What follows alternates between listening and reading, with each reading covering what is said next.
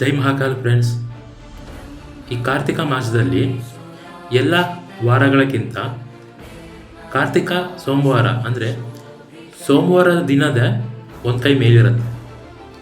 ಏನಕ್ಕೆ ಅಂದರೆ ಅವತ್ತಿನ ದಿವಸ ನಾವೆಲ್ಲರೂ ಸೂರ್ಯೋದಯಕ್ಕಿಂತ ಮುಂಚೆ ಎದ್ದು ಸ್ನಾನ ಮಾಡಿಕೊಂಡು ಶಿವಲಿಂಗಕ್ಕೆ ಅಭಿಷೇಕ ಮಾಡಿ ಅವತ್ತಿನ ದಿನ ಇಡೀ ಉಪವಾಸ ಇದ್ದು, ಯಾರ ಕೈಯಲ್ಲಿ ನಿರ್ಜಲ ಉಪವಾಸ ಇರೋಕ್ಕಾಗಲ್ಲ ಅವರು ನೀರು ಕುಡ್ಕೊಂಡು ಇರ್ಬೋದು, ಏನು ತೊಂದರೆ ಇಲ್ಲ. ಉಪವಾಸ ಇದ್ದು ಸಂಜೆ ನಕ್ಷತ್ರನ ನೋಡಿ ಯಾರಾದರೂ ಬ್ರಾಹ್ಮಣರು ಸಿಕ್ಕಿದ್ರೆ ಅವ್ರಿಗೆ ಮನೆ ಕರೆದು ಊಟ ಇಡಿ. ಯಾರು ಬ್ರಾಹ್ಮಣರು ಯಾರು ಇಲ್ಲ ಅಂದರೆ ತೊಂದರೆ ಇಲ್ಲ. ಮನೆ ಹತ್ರ ಯಾವುದಾದ್ರೂ ಪ್ರಾಣಿ, ಹಸು, ನಾಯಿ ಏನೇ ಇದ್ದರೂ ಅದಕ್ಕೆ ಊಟ ಕೊಟ್ಟು ನೀವು ಊಟ ಅಂದರೆ ಉಪವಾಸ ಮುರಿದು ಊಟ ತಿನ್ಬೋದು.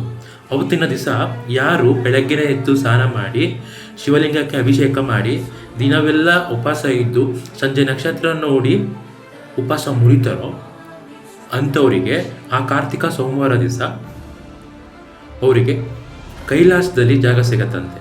ಅಂದರೆ ಶಿವ ಪಾರ್ವತಿಯರ ಸನ್ನಿಧಿಯಲ್ಲಿ ಜಾಗ ಸಿಗತ್ತಂತೆ ಈ ಕಾರ್ತಿಕ ಮಾಸದಲ್ಲಿ ಸೋಮವಾರ ಮಾಡಿದವರಿಗೆ. ಅದಕ್ಕೆ ಹೇಳೋದು, ಈ ಒಂದು ಕಾರ್ತಿಕ ಸೋಮವಾರ ಈ ಕಾರ್ತಿಕ ಮಾಸದಲ್ಲಿ ಪ್ರಮುಖ.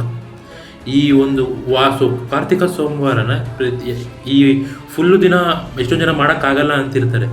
ಅಂದರೆ ಕಾರ್ತಿಕ ಮಾಸನ ಮಾಡೋಕ್ಕಾಗ್ತಿರಲ್ಲ, ವಾರ ಇದ್ದಿದ್ರೆ ದಿವಸ ಮಂಗಳವಾರ, ಬುಧವಾರ, ಗುರುವಾರ ಎಲ್ಲ ಎದೊಳಕ್ಕಾಗಲ್ಲ ಅಂತಿರ್ತಾರೆ. ಯಾರಾದರೂ ಸರಿ ಅವಾಗೆಲ್ಲ ಎದೊಳಕ್ಕಾಗಿಲ್ಲ ಅಂದರೂ ತೊಂದರೆ ಇಲ್ಲ.